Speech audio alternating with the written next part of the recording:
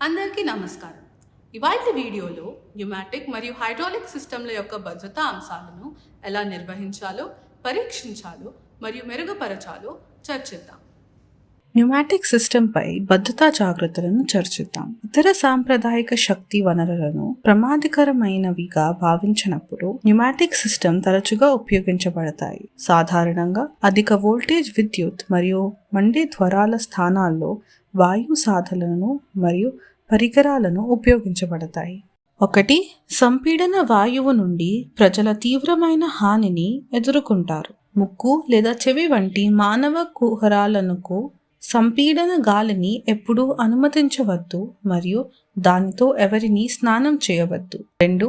Exhaust ద్వారా విడుదలయ్యే సంపీడన వాయువులోని నూనె బిందువులు మరియు ఇతర కాలుష్య కారకులు కళ్ళు మరియు శ్వాసకోశ వ్యవస్థలకు హాని కలిగిస్తాయి.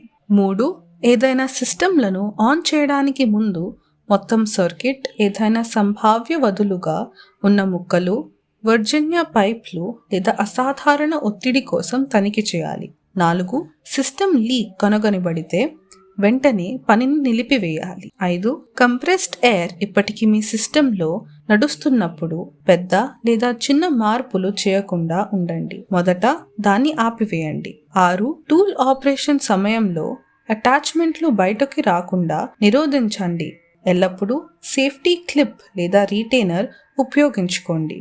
7. ఉపయోగంలో ఉన్నప్పుడు ప్రమాదవశత్తు డిస్కనెక్ట్ను నివారించడానికి అన్ని గొట్టం కనెక్షన్లను పాజిటివ్ లాకింగ్ మెకానిజంలతో బిగించబడి ఉన్నాయని నిర్ధారించుకోండి. 8.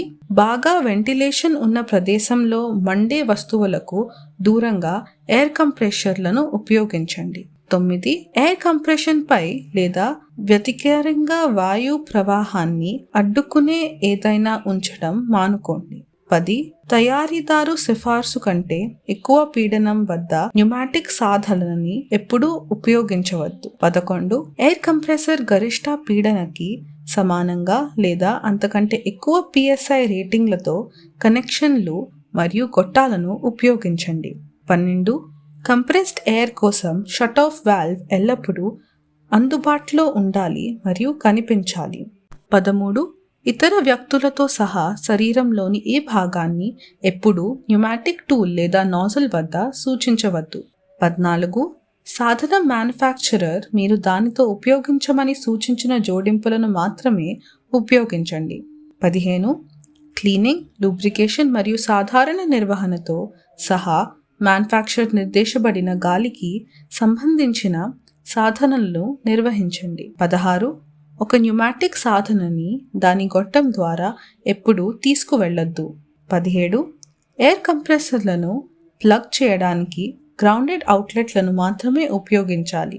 ప్రాథమిక న్యూమాటిక్ సిస్టమ్ నిర్వహణ మరియు ట్రబుల్ షూటింగ్. వారానికి ఒక్కసారి 1. Drain compressor, tank, filter, whole మరియు డ్రైన్ కాక్స్ ఉన్న ఏవైనా ఎయిర్లైన్స్. 2. కంప్రెసర్ క్రాంక్ కేస్ నూనె స్థాయిని తనిఖీ చేయండి. 3. కంప్రెసర్ భద్రతను తనిఖీ చేయండి. రిలీఫ్ వాల్వ్ నెలకు ఒక్కసారి. 1. డిశ్చార్జ్ ఎయిర్ ఫిల్టర్ ను తనిఖీ చేయండి. 2. ఒత్తిడి తనిఖీ చేయండి. వాల్వ్ సెట్టింగ్ ను తగ్గించడంతో ప్రతి 3 నెలలకు ఒక్కసారి. 1. క్రాంక్ కేస్ నూనె మార్చండి. 2. కంప్రెసర్ మోటార్ల నూనె. 3. కంప్రెసర్ ఒత్తిడి స్విచ్ లను తనిఖీ చేయండి. ప్రతి 6 నెలలకు ఒక్కసారి. 1. ఎయిర్ లేన్లలో తెమ, నూనె మరియు ధూళి కోసం తనిఖీ చేయండి. 2. ఇంటేక్ ఎయిర్ ఫిల్టర్, ఫెల్ట్ మరియు స్క్రీన్ రకాలను శుభ్రం చేయండి. 3. కంప్రెసర్ బెల్ట్ ను తనిఖీ చేయండి. 4. ప్రెషర్ రిలీఫ్ వాల్వ్ లను తనిఖీ చేయండి. 5. ట్రాన్స్మిటర్ యొక్క క్యాలిబ్రేషన్, ఆపరేషన్, నాజిల్స్ మరియు రిస్ట్రిక్టర్లను తనిఖీ చేయండి. టెంపరేచర్ కంట్రోలర్లు, ప్రెషర్ కంట్రోలర్లు, థర్మోస్టాట్లు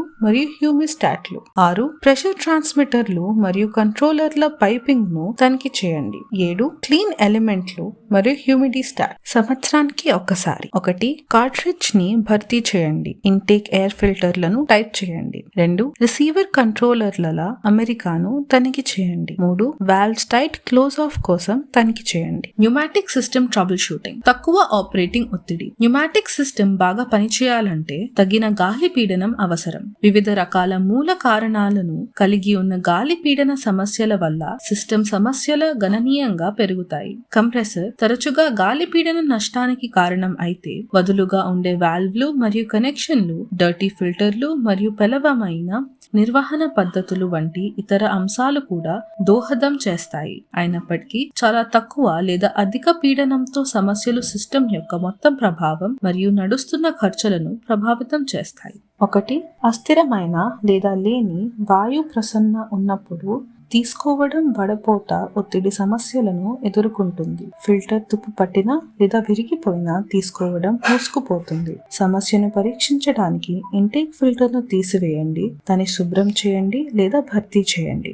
2 సిస్టమ్ బలహీనంగా ఉంటే లేదా యంత్రం పనిచేయకపోతే మీరు ఖచ్చితంగా ఎక్కడో ఒక లీక్ ను కలిగి ఉంటారు. సబ్బు నీరు లేదా తేలికపాటి నూనెతో నింపబడిన ఎరోసాల్ స్ప్రేను ఉపయోగించడం అనేది లీక్లను గుర్తించడానికి అత్యంత ప్రభావితమైన విధానం. ఒక చివర నుండి గొట్టం పొడవు వరకు ద్రవాన్ని పిచికారీ చేయండి. గొట్టాలు లేదా జోడింపుల లీక్లు ఉంటే గాలి కలిసి వచ్చే చోట బుడగలు ఏర్పడతాయి. బుడగలు గాలి లీకేజ్ ని సూచిస్తాయి. తక్కువ గాలి నాణ్యత.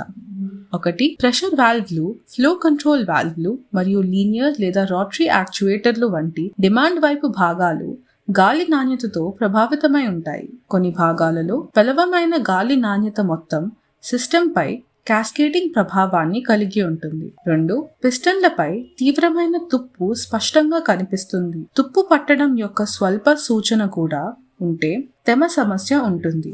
ఒక న్యూమాటిక్ సిస్టమ్ తెమ నుండి తీవ్రమైన నష్టాన్ని ఎదుర్కొంటుంది. ఇది అనేక మార్గాలలో వ్యవస్థలోకి ప్రవేశించవచ్చు. సుదీర్ఘ తెమ బహిర్గతం తుప్పుకు కారణమవుతుంది.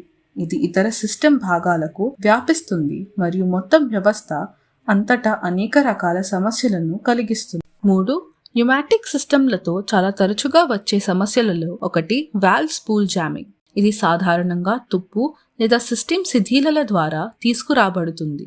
ఇది వాల్వ్ స్టిక్ ను చేస్తుంది మరియు సరిగ్గా తెరవదు. ద్వారా అడ్డుపడే ఫిల్టర్లను మార్చడం మరియు మీ మెషీన్లో సాధారణ నిర్వహణ చేయడం మీరు వాల్వ్ స్పూల్ జామింగ్ ని నిరోధించవచ్చు. పేద విద్యుత్ వ్యవస్థ. సిస్టమ్ సరిగ్గా పనిచేయదు మరియు వోల్టేజ్ అస్థిరంగా ఉంటే, ఆపరేషనల్ రేంజ్ వెలుపులో ఉంటే లేదా రెండిటికి హాని కలిగించవచ్చు. ముఖ్యమైన సమాచారం: వోల్టేజ్ లేదా పవర్ ఇబ్బందులను తనిఖీ చేసే ముందు పవర్ ఆఫ్లో ఉందని మరియు పరికరాల ద్వారా గాలి ప్రవహించలేదని నిర్ధారించుకోండి. వాతావరణ పరిస్థితి, వైకల్యం మరియు తప్పుగా అమర్చడం. లోహం వేడెక్కినప్పుడు వివిధ టెంపరేచర్ల వద్ద విస్తరిస్తుంది మరియు కుదించబడుతుంది. విస్తరిస్తున్న సంకోచ చక్రం ఫలితంగా మెటల్ భాగాలు తప్పుగా అమర్చబడవచ్చు లేదా వక్రీకరించబడవచ్చు. ఇది సిస్టమ్ యొక్క మొత్తం సామర్థ్యాన్ని తగ్గిస్తుంది.